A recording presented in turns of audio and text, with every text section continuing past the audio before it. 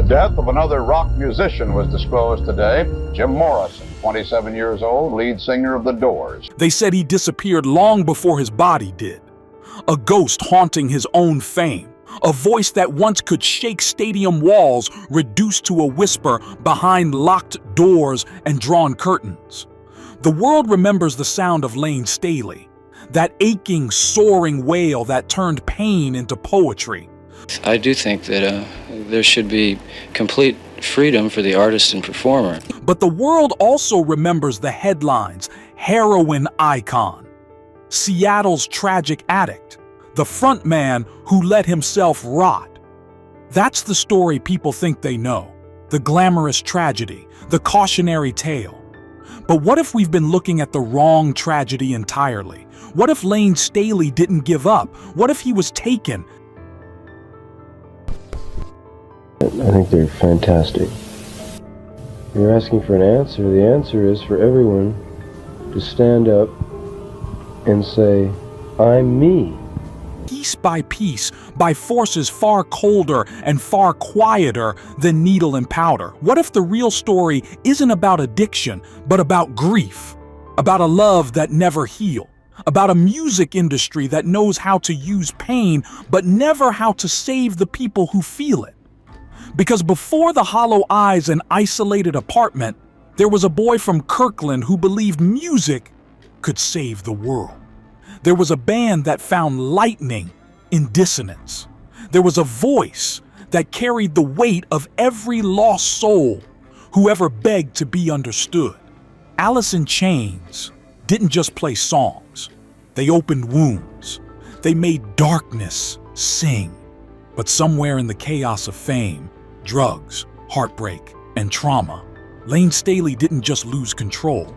He lost someone he couldn't live without. And after that moment, every album, every interview, every faded photograph told the same quiet truth. Some people don't die all at once. Some fade slowly, singing until the end. Tonight, we're telling the story they tried to bury, where legends live loud, even in silence. We tell the untold stories, the hidden struggles, and the raw truth behind the icons who shaped rock history. Chapter 1. The Boy Who Sang to the Void. Before the stage lights, before the roaring crowds and magazine covers, there was just a boy in the suburbs of Seattle. Thin, sharp-eyed, quiet in the way kids are when they're learning to survive. Lane Staley didn't grow up with rebellion. He grew up with absence. His father left when he was still young. One of those disappearances that doesn't come with explanation, just silence.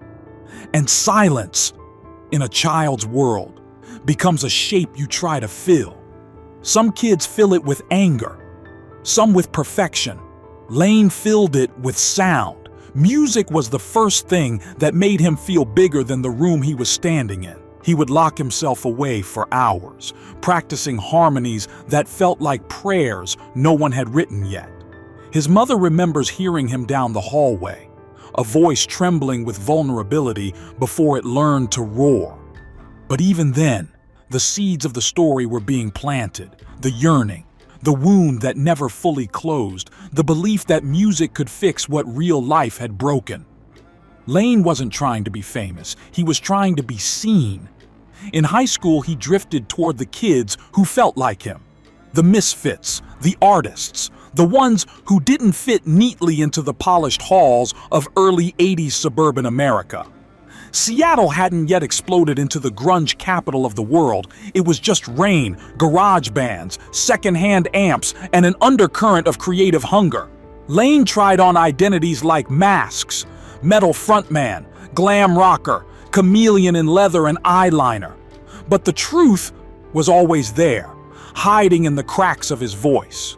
He was singing from a wound he never healed. And then, one night, fate walked through a rehearsal room door wearing a flannel shirt and a half-formed idea of a band. Jerry Cantrell. Two very different men. One melodic, one thunderous. One channeling grief, the other channeling raw determination. They didn't collide. They locked into place. Jerry once said, Lane could sing pain in a way that made you feel like it was yours. And that's what the world was about to hear. Not rock, not grunge, but confession. Because long before Lane Staley became the voice of a generation, he was just a child searching the dark for something to hold on to.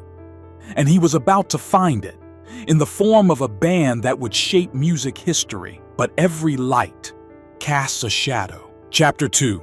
Becoming Alice in Chains. The sound of a wound set free. The early days didn't look legendary. They looked like empty clubs, cigarette haze, tangled cables, and 4 young men trying to translate pain into electricity. Seattle wasn't famous yet. It was just hungry. Bands were forming and breaking every weekend. Sound evolved in basements, not studios. Everyone was searching for something real.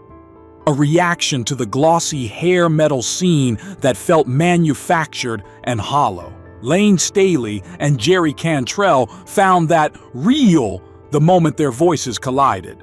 Jerry brought structure, brooding, heavy, rooted riffs. Lane brought the wound, raw, melodic, unfiltered emotion. When they sang together, something eerie happened. Their harmonies didn't soothe. They haunted. They clung to you. They ached. It wasn't the triumphant power of a rock anthem. It was the quiet moment after the breakdown, when your hands are shaking and you're still alive. They rehearsed in a rehearsal room that smelled like sweat and spilled beer. They lived off cheap food, borrowed equipment, and the sheer conviction that what they were building mattered. And gradually, something began brewing in Seattle, not just in their band, but in the entire city. Mother Love Bone, Soundgarden, Nirvana forming just outside the frame. The world didn't know it yet, but a tidal wave was forming in the rain. Alice in Chains wasn't chasing the wave, they were the undertow. Their early demo tapes made their way through back corners of the music industry. Whispers spreading faster than radio signals. Executives didn't understand the sound, but they could feel its gravity. This wasn't rebellion. This wasn't shock value. This was truth, bleeding, trembling, and loud enough to drown out everything else. When they released their first records, Facelift and later Dirt, something happened that no one expected. The pain resonated. Not just with Seattle, not just with rock fans, with everyone who ever felt broken and never said a word. Songs like Man in the Box, Rooster, and Wood weren't just tracks. They were mirror shards. They showed the world its own wounds. But there was one wound the world didn't see. Lane was already slipping.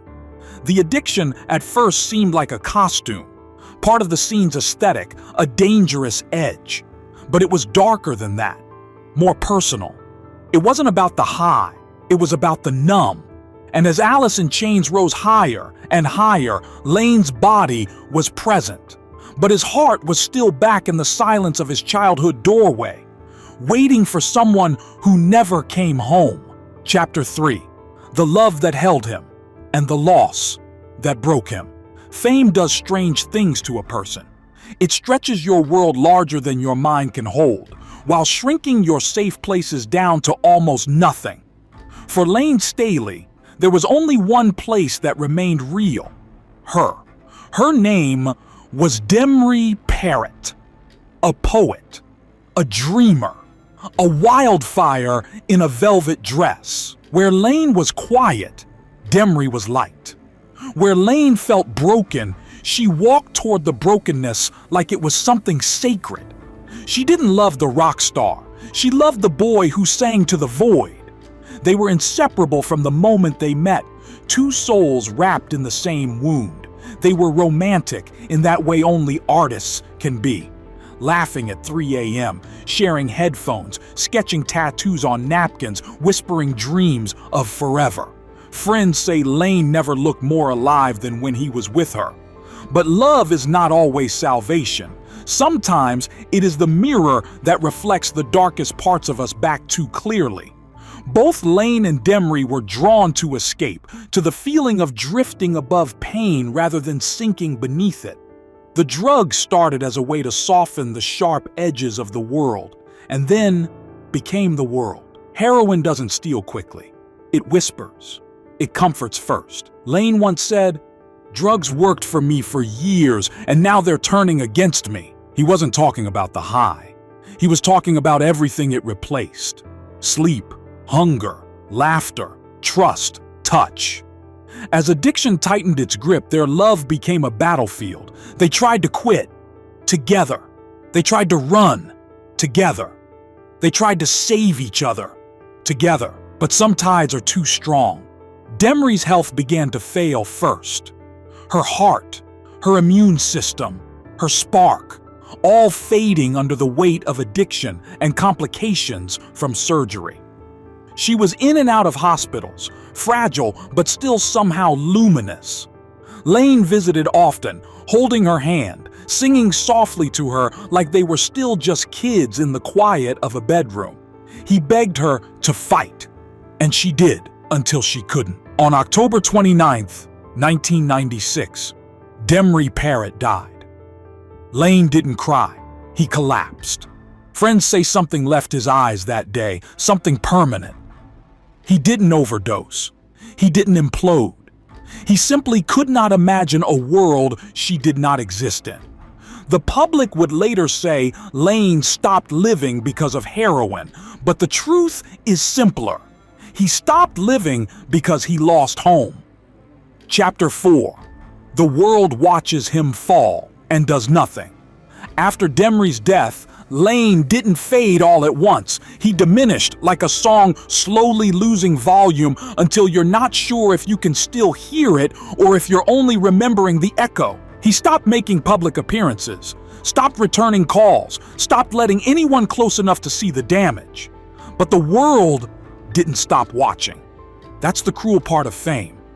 You can disappear from life and still be consumed by strangers. Tabloids circled him like vultures waiting for the final moment. Every rare photograph became a headline. Every rumor became gospel. And every silence from Lane was filled with the loudest assumptions. He chose this. He didn't want help. He gave up. People love tragedies, but they prefer them clean. They forget the years of trying, the failed rehabs, the therapy, the desperate phone calls at 3 a.m. when he was trying to choose life. And this is the part of Lane's story that hurts the most. He was surrounded by people who loved him, bandmates, family, friends, but love cannot break into a locked room. Lane was drowning in grief, not apathy. He didn't want to die. He simply didn't know how to keep living without her. His bandmates tried to hold on, Jerry Cantrell especially. Jerry wasn't just a bandmate. He was Lane's brother in creation. Alice in Chains was built on the tension between their voices. That perfect, eerie harmony that sounded like two ghosts singing as one.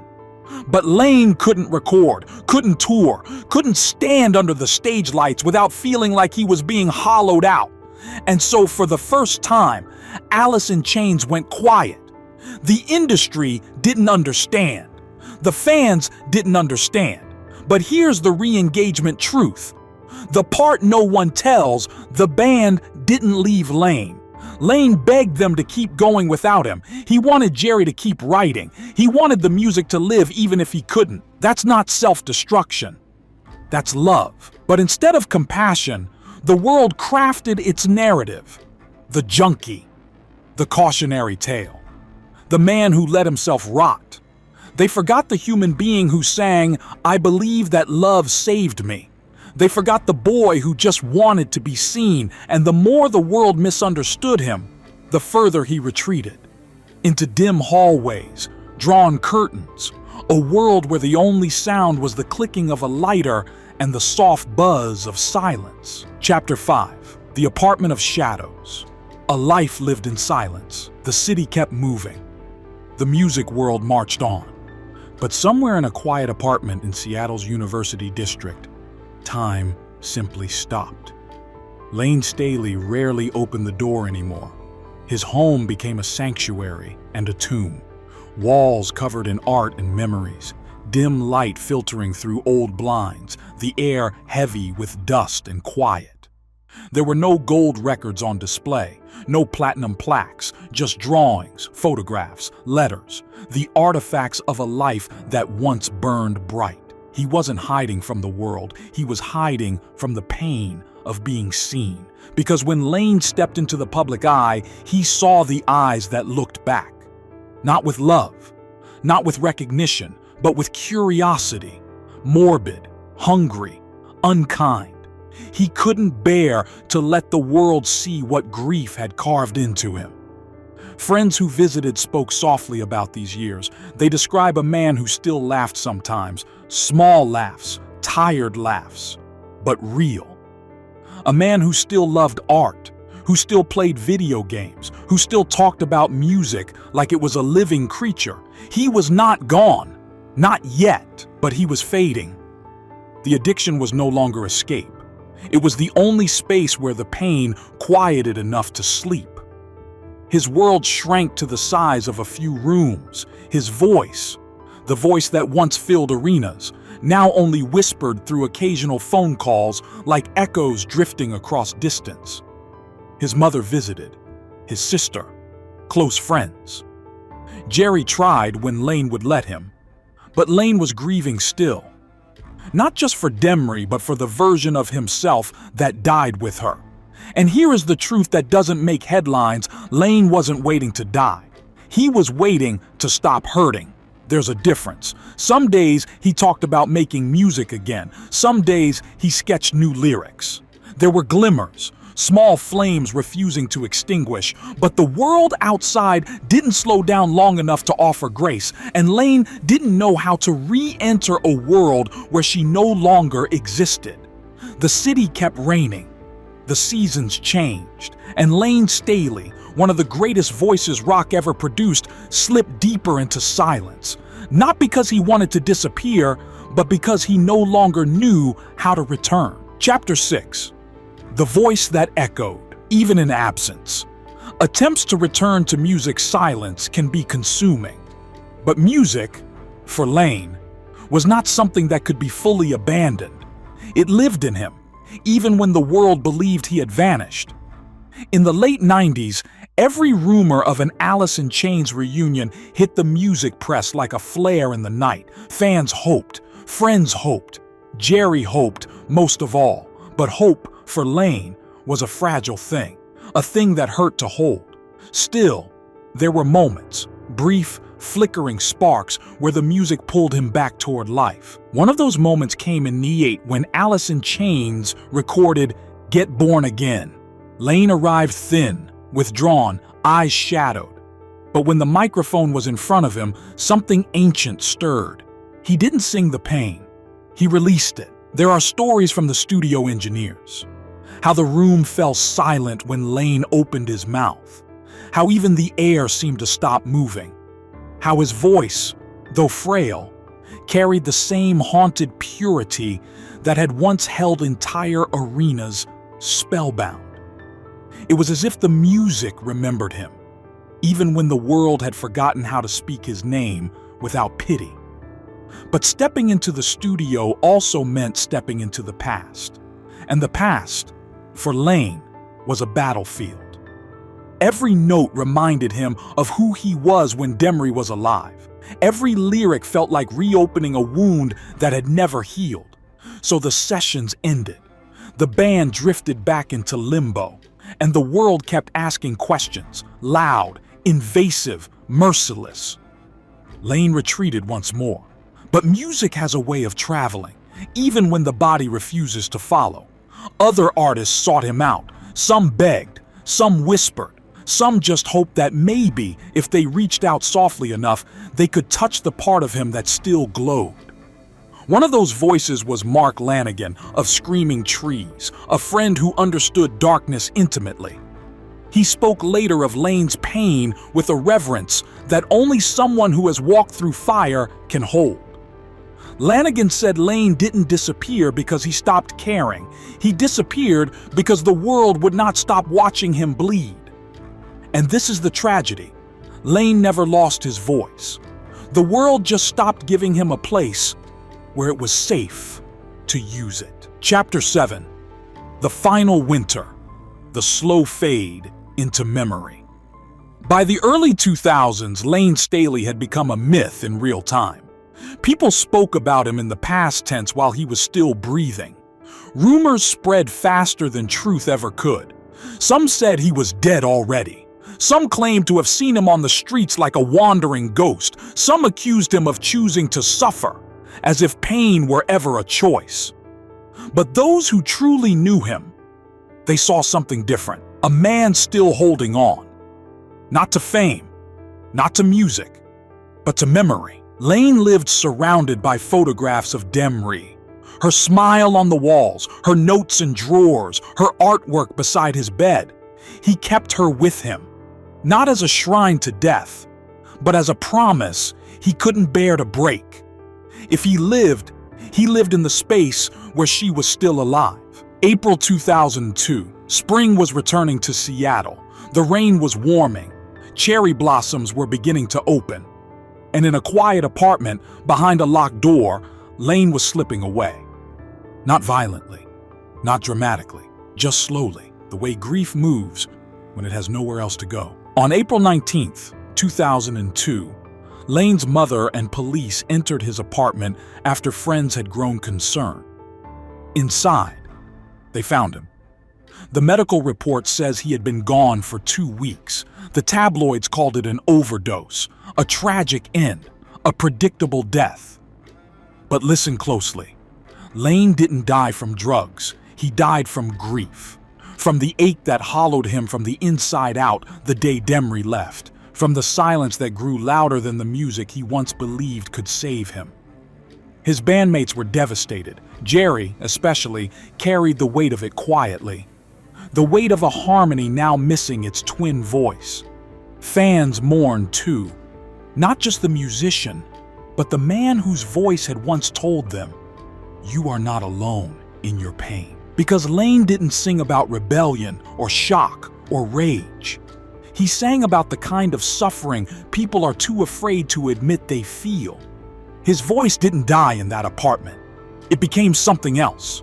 A signal, a warning, a lament, a shadow that still moves inside every note Alice in Chains ever recorded. The body was gone, but the echo remained. Chapter 8, Legacy. The man behind the myth, remembered in truth. Legends are easy to misunderstand, especially the ones who never learned how to defend themselves from their own myth. For years after Lane's death, the world talked about him like a symbol. The fall of grunge, the cost of addiction. Another rock star who threw it all away. But to reduce Lane Staley to that is to miss the entire point of his life. Lane wasn't a tragedy. He was a mirror. He showed us the parts of ourselves we try to bury. The loneliness, the hurt we don't speak aloud, the sense that maybe no one really knows us. His music was honesty in a world built on pretending. When he sang, it wasn't performance. It was confession. It was prayer. It was surrender. And that honesty frightened people. Because when someone shows you their pain without disguise, you are forced to look at your own. Lane's legacy isn't the dark ending. It's the courage it took to feel so deeply. Alice in Chains continues, with Jerry carrying the harmonies, the grief, the love, not to replace Lane, but to honor him. Every stage they stand on acknowledges the absence of a voice that once shook the foundation. Fans honor him too, not with sensationalism, but with understanding, because the truth is finally being spoken aloud. Lane didn't fail to survive. The world failed to learn how to hold people like Lane. People who feel too much.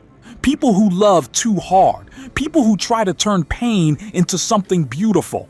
This is not a cautionary tale about drugs. It is a story about what happens when grief goes unanswered. When the world takes what it wants from you, your music, your image, your voice, and leaves you alone with the silence afterward. Lane Staley gave the world his heart, and the world didn't know how to return the gift. But his voice remains. In headphones, on midnight bus rides, in dim bedrooms lit by a single lamp, in the quiet moments when someone feels like they're disappearing and needs to know someone else once felt this way too. Lane's legacy is empathy. He taught us that pain can be spoken, that darkness can be sung, that loneliness can be shared, and in sharing, light happens. He didn't die a ghost. He became an echo, and echoes don't fade. Lane Staley's story is not one you simply listen to. It's one you feel. It lingers in the chest, in the quiet, in that part of us that remembers what it means to love something we can't hold anymore. We've walked through his childhood wounds, the lightning strike of Alice in Chains, the kind of love that burns too bright to survive, and the silence that swallowed him in the end. But even now, years after his final breath, you can still hear him.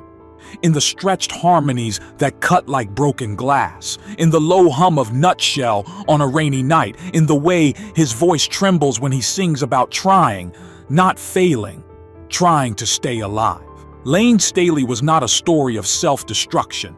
He was a story of feeling too much in a world that teaches us to feel nothing at all. And that's why he mattered, why he still matters. He sang the things we're afraid to say, and because of that, somewhere out there, tonight, someone chooses to stay. Just a little longer, just one more day. Because Lane showed them that pain doesn't make you weak. It makes you human. So now we turn to you. What's the Lane Staley song that stayed with you, the one that found you at the right or wrong moment in your life? Tell us in the comments. Your story matters here. And if Lane's journey moved you, if you felt the echo of something personal in his voice, then what comes next will feel hauntingly familiar. Because Lane Staley wasn't the only voice of his generation to carry that kind of unbearable truth. Janis Joplin walked a parallel path, and his final days revealed a hidden truth no one was ready to face. Tap here to watch. Janis Joplin, the voice that couldn't survive the spotlight. This is Shadows of Rock, where the light fades, but the music never does.